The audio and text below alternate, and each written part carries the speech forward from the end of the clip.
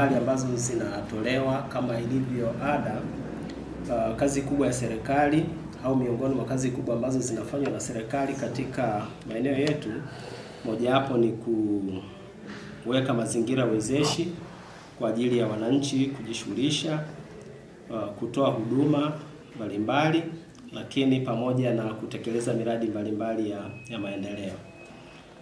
Nikianza kuchambua kimoja kimoja, labda kwenye upande wa miradi mbalimbali ya maendeleo, nikianza labda na sekta ya elimu, serikali imeweza kutoa fedha nyingi, mathalani kwenye upande wa ujenzi, upande wa elimu sekondari na elimu msingi, kuanzia mwaka 2021 mpaka 2025 serikali imeweza kutoa zaidi ya bilioni 31.1 kwa ajili ya ujenzi wa miundombinu mbalimbali ya elimu. Lakini sambamba na hilo imeweza kutoa zaidi ya bilioni 5.1 kwa ajili ya uendeshaji wa shughuli mbalimbali za kielimu.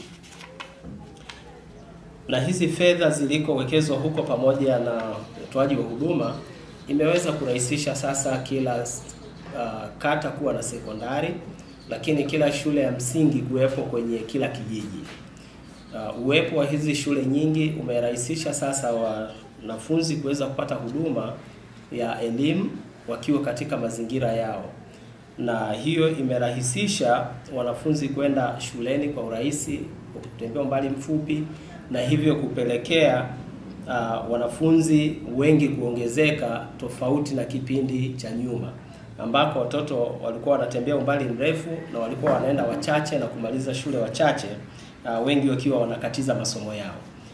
Lakini sambamba na hilo, fedha hii ambayo imewekezwa imesaidia sana kupunguza adha ndogo ndogo na usumbufu ambao ulikuwa unaenda kwa wazazi, kama kutengeneza meza na kiti, madawati. Kwa sasa hivyo vitu vyote vinakuwa vimejumuishwa katika miradi yote ambayo inaendelea kujengwa. Lakini tukiangalia sekta ya afya. Sekta ya afya kwa upande wa halmashauri ya Magu, fedha nyingi zimetolewa, lakini miundombinu mingi imejengwa. Mathalan hospitali ya wilaya imefanyiwa utanuzi mkubwa kwa kuongezwa majengo makubwa, likiwemo jengo la mama na mtoto, bohari ya dawa, wodi za wanaume, pamoja na miundombinu mingine, pamoja na kuwekwa vifaa vya kisasa ambavyo mwanzo vilikuwa havipatikani. Lakini upande wa zahanati 9 zimeweza kuongezwa kuanzia huo mwaka 2021 mpaka 2025, lakini pamoja na kuongezwa vituo vya afya 5. Lakini hii sekta ya afya kwa namna ilivyoboreshwa, miundombinu imeongezwa, lakini pia mifumo mbalimbali ya kusaidia uendeshaji wa sekta hii. Mfano tukiongelea kwenye utoaji wa huduma za afya, mwanzo hatukuwa na mfumo wote, madaktari walikuwa wanatumia mfumo wa faili pamoja na kuandika vimemo, lakini kwa sasa tayari tuna mfumo wa GoToHomes, ambao huu mfumo unatumika kwa ajili ya kutunza kumbukumbu mbalimbali za wagonjwa wanaofika kupata huduma, dawa zinazonunuliwa na zinavyotumika, lakini mpaka mapato yanayopatikana kutokana na huduma ambazo zimetolewa kwenye sehemu zetu za kutolea huduma za afya. Hii imerahisisha sana kwenye utunzaji wa kumbukumbu na uwezo wa kusimamia sekta nzima ya afya, na haya ni maboresho makubwa. Lakini pia tukiangalia sekta ya barabara katika halmashauri ya Magu, wananchi wake wanajishughulisha na shughuli nyingi zikiwemo kilimo, mifugo, uvuvi, biashara. Kwa hiyo wanahitaji miundombinu mizuri ya barabara. Kwa wilaya yetu kwa kweli barabara zimeimarishwa, barabara zilizokuwa kwenye mtandao wa changarawe zimeongezeka, madaraja makubwa kama daraja la mto Simiyu ambalo lilikuwa likikwazo siku zote, daraja la mto Sukuma yanaendelea kujengwa, lakini miradi mbalimbali inayokuja kwa ajili ya kujenga barabara kwenda kwenye lami. Tayari barabara inayotoka Magu kuelekea Bariadi, barabara inayotoka Magu kuelekea Ngudu, zote ziko kwenye utaratibu wa kujengwa kwa kiwango cha lami. Hii inaendelea kurahisisha mawasiliano na usafirishaji kwa ajili ya wananchi kuendelea kujishughulisha.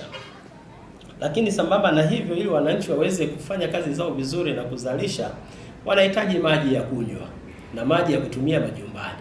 Mwanzo maji yalipatikana kwa njia za visima ambazo zilikuwa zinaleta athari nyingi za kiafya pamoja na usumbufu kama ugonjwa wa kipindupindu. Ilikuwa haipiti miezi 3-4 lazima usikie kuna ugonjwa wa kipindupindu, na ni kwa watu wengi sio wachache. Lakini toka miundombinu ya maji kuimarishwa, hata kipindupindu kimeanza kusahaulika, na badala yake sasa wananchi afya zimeimarika, wanaweza wakajishughulisha vizuri kabisa bila shida. Lakini sambamba na hilo, tuna sekta ambayo inahusiana na mambo ya nishati. Magu kabla mwaka 2021 vijiji vyote havikuwa na umeme. Lakini leo tunavyozungumza kila kijiji kina umeme. Tukiacha kijiji kimoja tu cha Ijinga, kwa maana kwamba inafanya vijiji 81 kati ya vijiji 82 vya wilaya Magu vimekuwa na umeme. Huu umeme kufika kule vijijini umeweza kuongeza ufanisi kwenye wananchi kuwasiliana, kwa sababu simu zimefika sasa, mitandao ya simu imefika, lakini na shughuli mbalimbali ambazo zinachechemuliwa kwa kupitia umeme kama viwanda vidogo vidogo.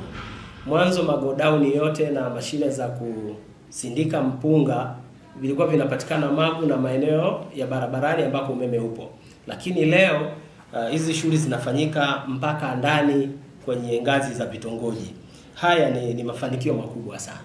Lakini huu umeme umepelekea sasa kuwa na mlipuko mkubwa wa viwanda. Mwanzo viwanda kama nilivyosema awali vilikuwa pembezoni mwa barabara kuu ya kutoka Mwanza kuelekea Musoma, kwa sababu ndio kulikuwa kuna umeme. Lakini kwa sasa hivi viwanda vipo kila eneo la halmashauri. Na sasa hivi sio lazima kwa mwananchi anayetoka pembezoni mwa makao makuu ya halmashauri kusafiri kwa ajili ya kupata huduma za kiviwanda, kwa sababu vinapatikana kila sehemu. Lakini pia wilaya Magu, sababu tuna eneo kubwa la maji, kuna shughuli za kiuvuvi ambazo zinafanyika. Huko nako kuna mambo mengi ambayo yamefanyika, kama kuwezesha wananchi pamoja na wale wavuvi kuweza kupata vizimba vya kufuga samaki. Mheshimiwa Rais kupitia serikali yake awamu ya 6 imewapa wananchi mikopo yenye bei nafuu, lakini na ruzuku kwa ajili ya kuweka vizimba vya ufugaji wa samaki kupitia kwenye vikundi vyao. Lakini sambamba na hivyo, miundombinu ya usafirishaji katika maji pia imeimarishwa. Tuna boti kubwa ambalo linatengenezwa takalokuwa likivusha wananchi kutoka kijiji cha Kahangara kwenda Ijinga. Lakini pia kama halmashauri imetengeneza boti nzuri ambayo inatumika kutoa huduma za kwenye sehemu ya maji.